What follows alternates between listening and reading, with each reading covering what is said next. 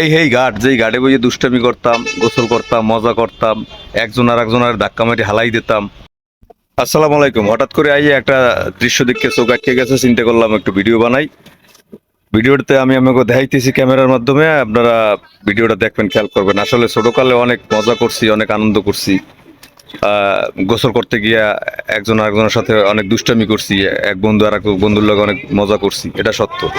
তাই এরকম একটা দৃশ্য আমরা আর আগে পরে আসলে কখনো দেখিনি। মানে ছোটকালে খুব কম মানুষই আছে মনে হয় এইভাবে দুষ্টামি করছে। তো কারা কিরকম কি দুষ্টামি করছেন, কি করছেন না করছেন, এই ব্যাপারে বিস্তারিত ভিডিওতে আপনারা কমেন্ট করবেন।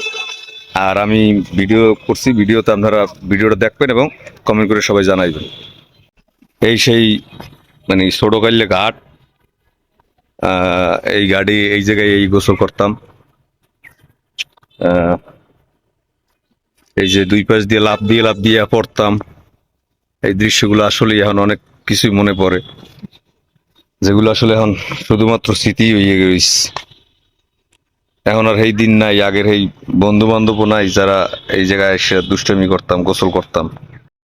এই ঘাট যেই ঘাটে বসে দুষ্টামি করতাম, গোসল করতাম, মজা করতাম, একজন আর একজনের ধাক্কা মাটি হালাই দিতাম। এই ঘাট। আমি এই যে পুষ্করিণী দেখতে পাইতেছেন, এই পুষ্করিণীতে আমি গোসল করছি এবং আমি এই জায়গায় দুষ্টামি করছি, বড় হইছি। এই পুষ্করিণীর অনেক স্মৃতি এখনো আসলে জড়াই আছে আমাকে, মানে আমার জীবনের লাগে বিশেষ করে। যাই হোক, নেবাইরা দাদুরা আসলে হঠাৎ করে ভিডিওটা অন করলাম, কারণ আইছিলাম ভিডিও তৈরি করতে। তাই একটা দৃশ্য সহিত মানে দেখতে ভালো লাগলে, মনে পড়লে পিছনের অনেক কথাবার্তা, ছোটকালের অনেক কথাবার্তা, তাই মানে মনে চাইলে সবাই লাগে একটু শেয়ার করলাম। আপনাকে কেমন লাগছে ভিডিওটা অবশ্যই কমেন্ট করে সবাই জানাইবেন।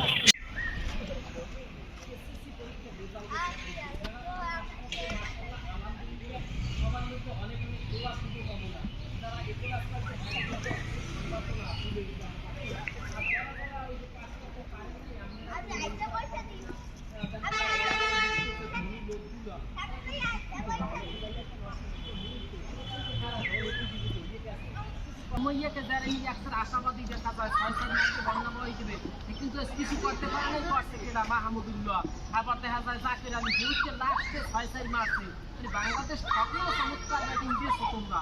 আচ্ছা, চিন্তা করেন যে এই একটা বোম্বা জিম্বাবুয়ের মতো একটা দলের লাগে বাংলাদেশ হারিয়ে গেছে, এইটা কি মানা যায়? বিনিশ্চয় নাকি ওই যে তারপর দেখা যায় সিকান্দার রাজা